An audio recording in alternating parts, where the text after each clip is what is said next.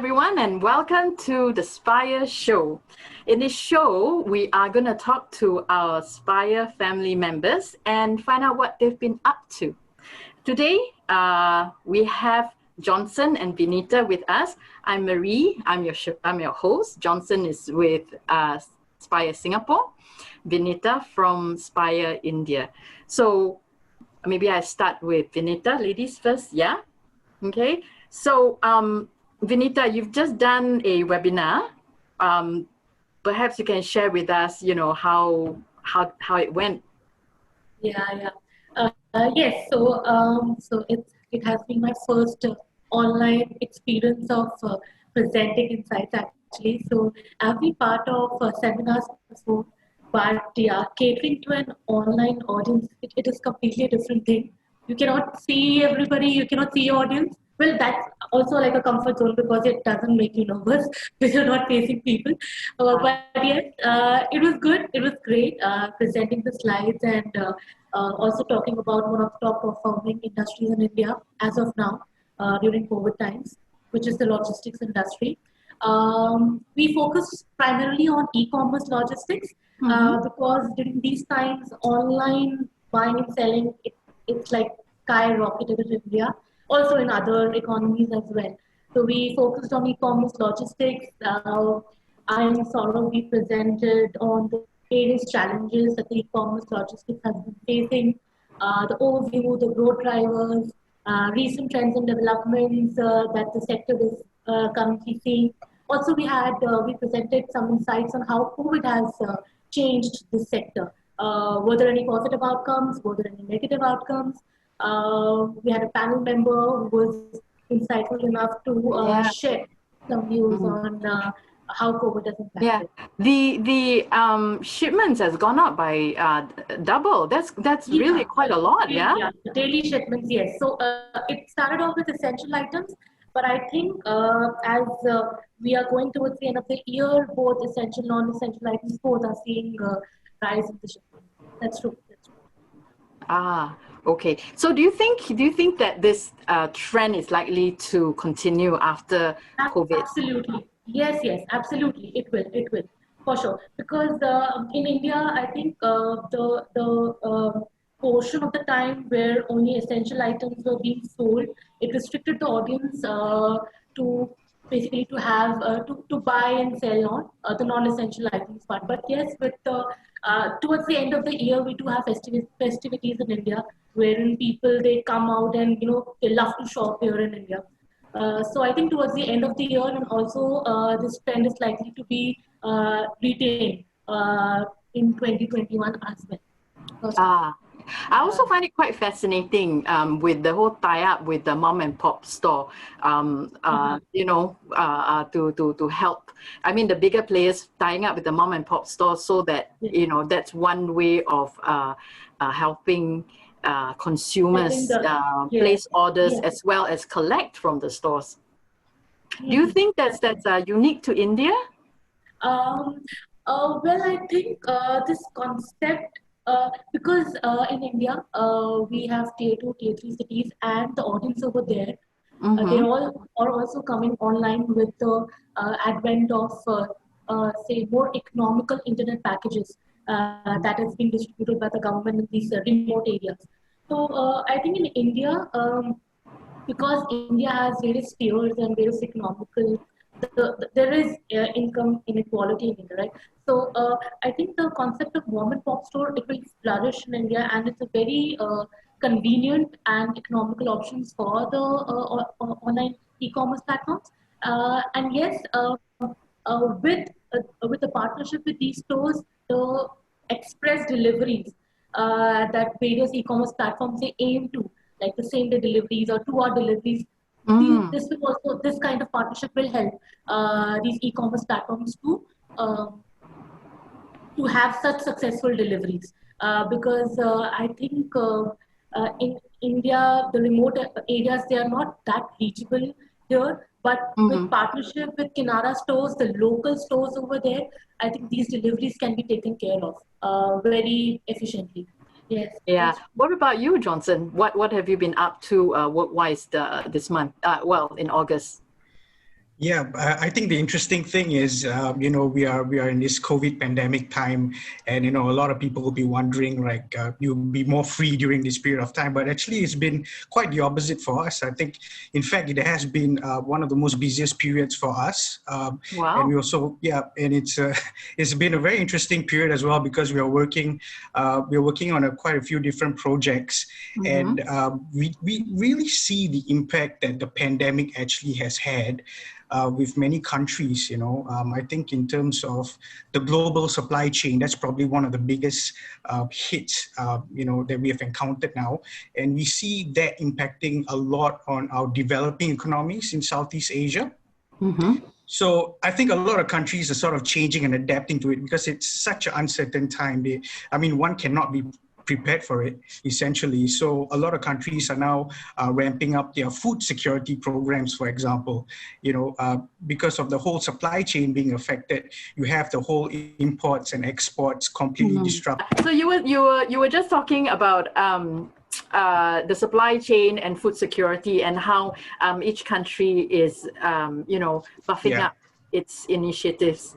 Yeah, so I mean, the idea is a lot of countries were so dependent on these imports and exports, so they're just not prepared when suddenly the supply chain got disrupted. So a lot of these countries, specifically in developing Southeast Asian countries, a lot of the governments here are actually starting food security programs.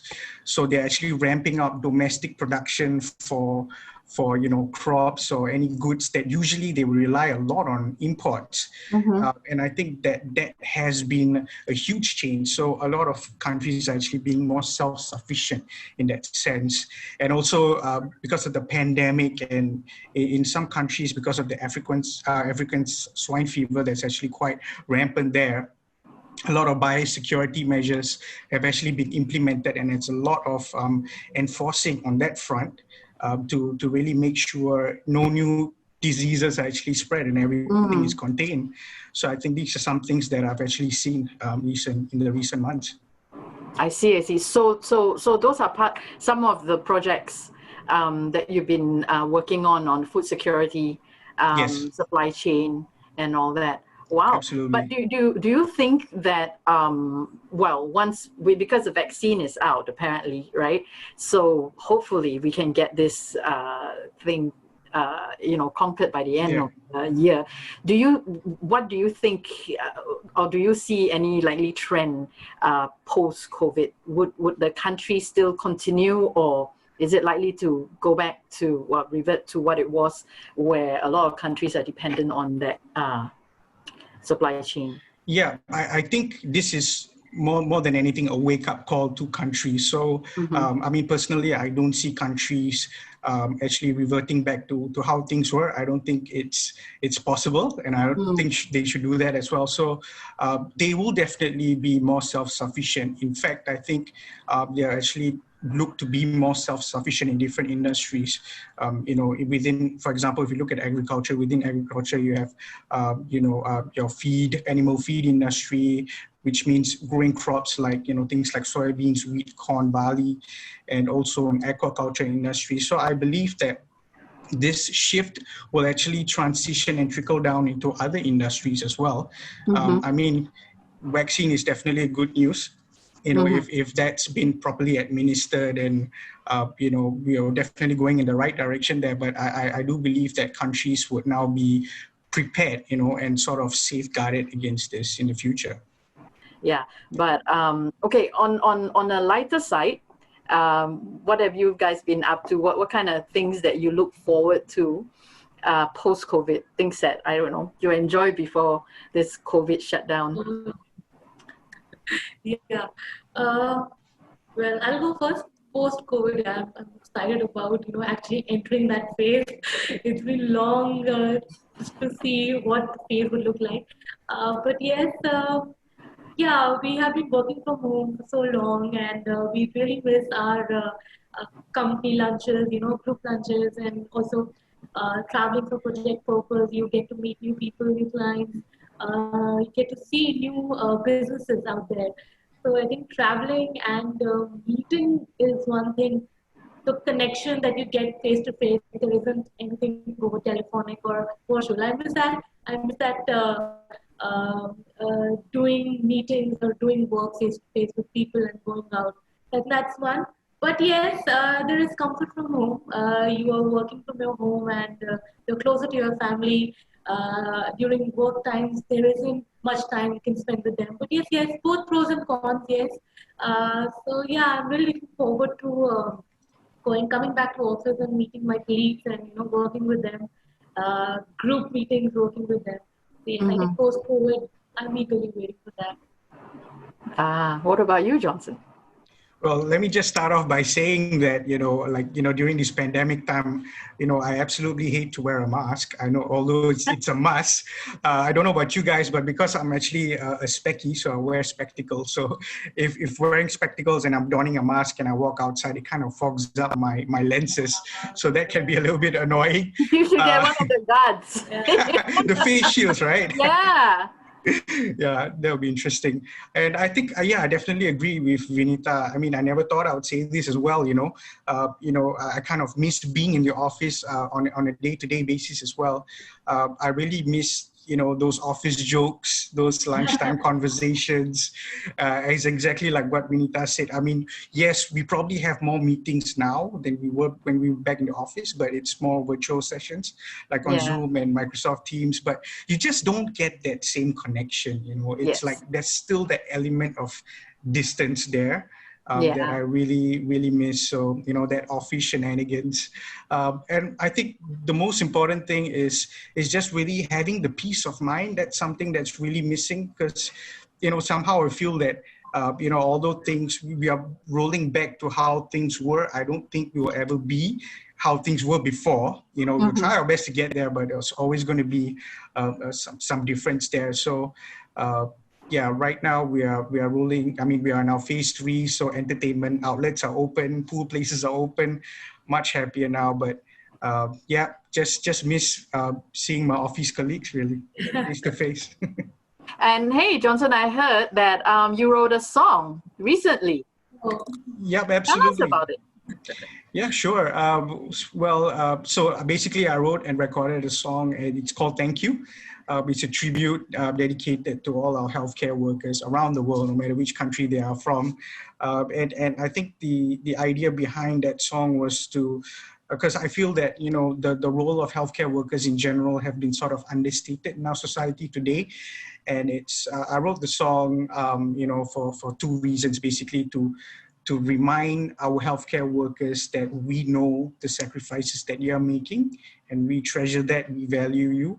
And also at the same time to sort of remind the general public the day-to-day sacrifices our healthcare workers have to make, risking their lives and saving our lives as well. So I wrote the song and I think one of the biggest messages in that song is they are heroes, not just during our COVID pandemic times, but every day, So that's the key message there. Wonderful. Well, with your permission, I'd like to play it for our viewers, an excerpt of it for our viewers at the end of this show. Any last words from you guys? Stay safe and have fun. Don't miss to have fun. Yeah, take care. Be safe. Have fun, everybody. Well, thank you so much, Johnson, Vinita. Thank you for coming on the show. And thank you, everyone, for spending time with us. That's it for our pilot episode of the Spire Show. If you have more questions for Vinita or Johnson or want to find out more about Spire, you can come to our website. There will be information at the end of the show. So, well, take care, everybody, and keep safe.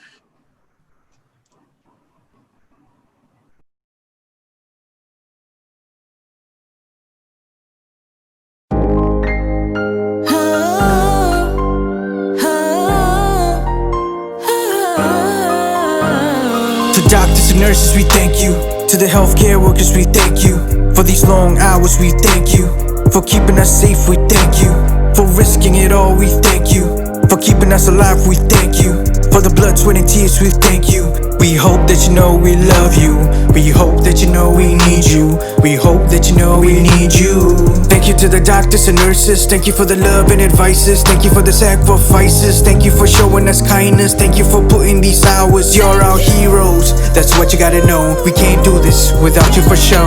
Can't imagine how tough it must have been away from my loved ones, working like machines. Thank you for the love and the overseeing. Without you the world be crumbling. Thank you for checking our blood, showing us love, showing us care, helping prepare for what may come, giving us the medicine to make us numb, helping us to ease the pain at least some. But we don't thank you for what you've done, taking things for granted but we don't mean it. Some of us are selfish but we don't see it.